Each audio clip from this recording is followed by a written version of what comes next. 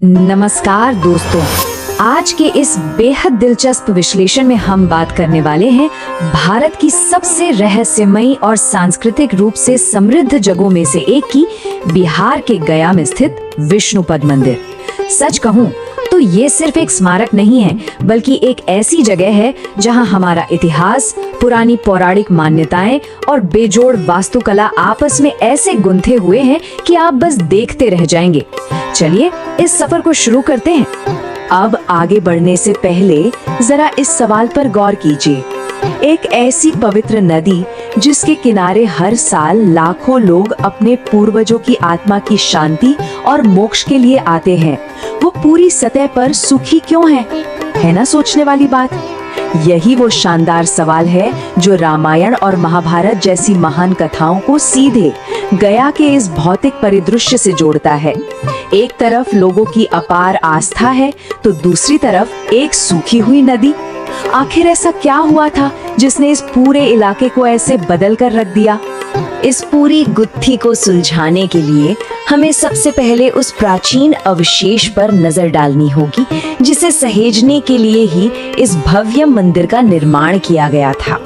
ये अवशेष एक बहुत ही ठोस बेसाल्ट चट्टान है और दोस्तों, ये कोई आम चट्टान नहीं है, बल्कि ये अपने भीतर एक बहुत ही प्राचीन रहस्य और गहरी धार्मिक मान्यता समेटे हुए है। अब जरा इस आंकड़े पर ध्यान दीजिए, पूरे 40 सेंटीमीटर। जी हाँ, इस चट्टान पर एक विशाल पद चिन्ह मौजूद है जो 40 सेंटीमीटर लंबा है। हमारी परंपराओं और ऐतिहासिक साक्ष्यों के अनुसार ये पद चिन्ह किसी और का नहीं बल्कि स्वयं भगवान विष्णु का माना जाता है और इसी एक निशान के दर्शन करने के लिए दुनिया के कोने कोने से श्रद्धालु यहाँ खींचे चले आते हैं। तो इस खास चट्टान को कहा क्या जाता है? इसे धर्मशिला के नाम से जाना जाता है। कथाओं के अनुसार भगवान विष्णु ने इसी जगह पर एक भयंकर दैत्य गयासुर की छाती पर अपना दाहिना पैर रखा था और उसे धरती के पाताल में धकेल दिया था। और जब भगवान ने ऐसा किया ना, तो इस चट्टान पर उनके पैरों के निशान हमेशा हमेशा के लिए छप गए। आज यही पवित्र निशान लोगों की भक्ति और पैतृक अनुष्ठानों का सबसे बड़ा केंद्र बना हुआ है। अगर आप इसे करीब से देखें तो इस पद चिन्ह के अंदर आपको 9 अलग अलग दिव्य प्रतीक नजर आएंगे। इनमें शंख, चक्र और गदा जैसे भगवान विष्णु के प्रसिद्ध अस्त्र शामिल हैं, जो कुल मिलाकर 9 दिव्य अस्त्रों का प्रतिनिधित्व करते हैं।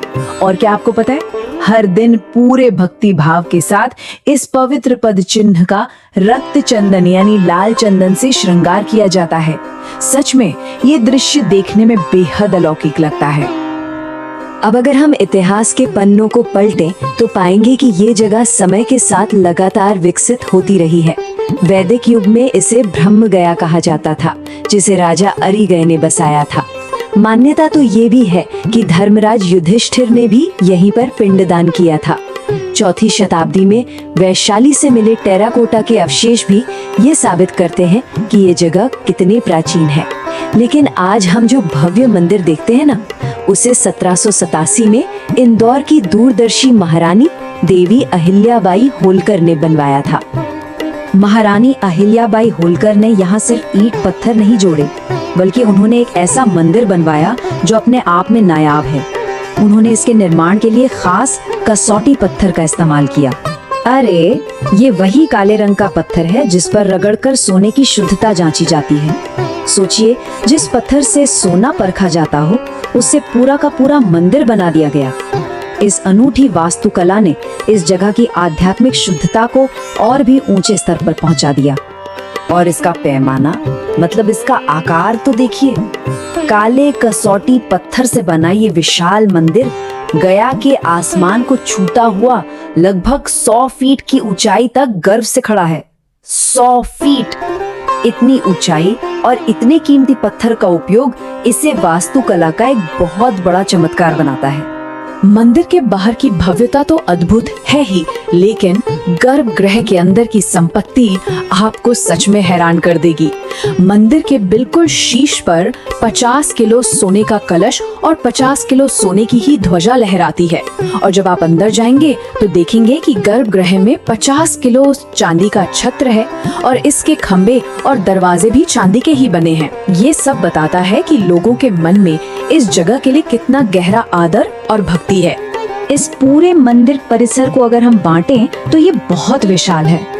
बाहर के इलाके में आपको कई छोटे छोटे मंदिर मिलेंगे जिनमें विदेशी पर्यटकों के आकर्षण का केंद्र जैन मंदिर भी शामिल है।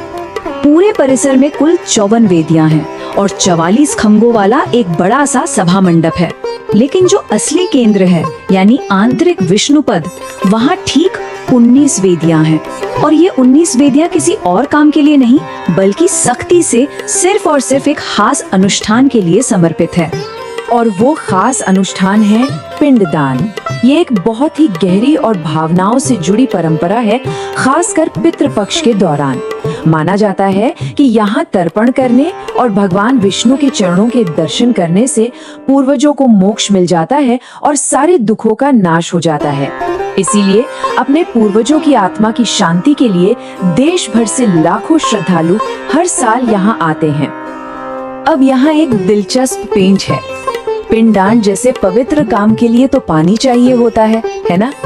लेकिन मंदिर के ठीक बगल में बहने वाली फल्गु नदी सतह पर पूरी तरह सूखी पड़ी है। ऐसा क्यों? इसका जवाब हमें रामायण काल में ले जाता है। चलिए देखते हैं कि भगवान राम, माता सीता और लक्ष्मण के वनवास की एक कथा ने इस नदी के भूगोल को कैसे हमेशा के लिए बदल दिया। तो कथा कुछ यूं है कि वनवास के दौरान जब राम और लक्ष्मण अनुष्ठान का सामान लेने गए थे, तब अचानक महाराज दशरथ सहित उनके पूर्वज वहां प्रकट हुए और उन्होंने माता सीता से पिंडदान करने का आग्रह किया। अब समय निकला जा रहा था और सीता जी के पास कुछ भी नहीं था। ऐसे में उन्होंने फल्गु नदी के किनारे की रेत उठाई और उसी से पिंडदान कर दिया। उस वक्त वहाँ एक गाय, फल्गु नदी, यज्ञ की अग्नि, एक ब्राह्मण और एक वट वृक्ष मौजूद थे जो इस पूरे चमत्कारिक काम के गवाह बने। असली ड्रामा तो तब शुरू हुआ जब भगवान राम वापस आए।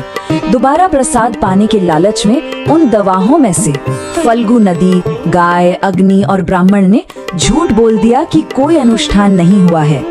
केवल अक्षय वट यानी बरगद के पेड़ ने सच बोला। इस धोखे को देखकर माता सीता को इतना भयंकर क्रोध आया कि उन्होंने उन चारों को वहीं खड़े खड़े एक ऐसा ऐतिहासिक शाप दे दिया जिसका असर आज भी दिखता है। शाप का असर देखिए। फल्गु नदी को शाप मिला कि वो केवल नाम की नदी रह जाएगी और उसका पानी हमेशा के लिए जमीन के नीचे चला जाएगा। इसीलिए आज भी नदी ऊपर से सिर्फ सूखी रेत दिखती है और पिंडदान करने वालों को पानी निकालने के लिए रेत को हाथों से हटाकर गड्ढा खोदना पड़ता है।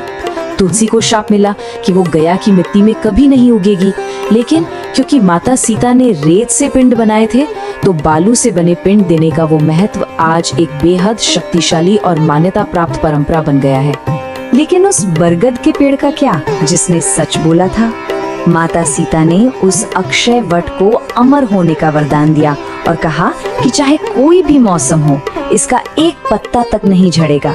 स्थानीय लोग मानते हैं कि ये धरती का सबसे पुराना जीवित पेड़ है।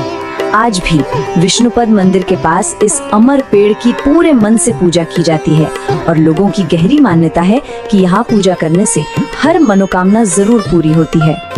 और अगर आपको लगता है कि ये सिर्फ एक कहानी है तो आप खुद जाके साक्ष्य देख सकते हैं। फल्गु नदी के पार एक छोटा सा मंदिर है जिसे सीता कुंड कहते हैं। ये ठीक वही जगह मानी जाती है जहाँ माता सीता ने स्नान किया था और उस सूखी रेत से पिंडदान किया था। ये कुंड उस प्राचीन पौराणिक कथा को आज के समय में एक जीता जागता भौतिक रूप देता है, जहाँ श्रद्धालु आज भी आते जाते स्नान करते हैं। देखिए, पूरा का पूरा गया शहर ही दरअसल आध्यात्मिक इतिहास का एक बहुत बड़ा जाल है। ये पूरा इलाका ब्रह्म योनि पहाड़ियों से घिरा हुआ है और दिलचस्प बात यह है कि यहीं पर भगवान शिव की पहली पत्नी मानी जाने वाली मंगला गौरी का मंदिर भी है, जिसकी बहुत मान्यता है। ये सब चीजें मिलकर पूरे परिदृश्य को केवल एक मंदिर तक सीमित नहीं रखती, बल्कि इसे हमारी आस्था और पौराणिक कथाओं का एक वृहद केंद्र बना देती हैं। इस पूरे विश्लेषण के अंत में हमें एक पल रुककर सोचना चाहिए, आस्था और विश्वास में आखिर कितनी ताकत होती है। क्या आप भी ऐसा नहीं मानते?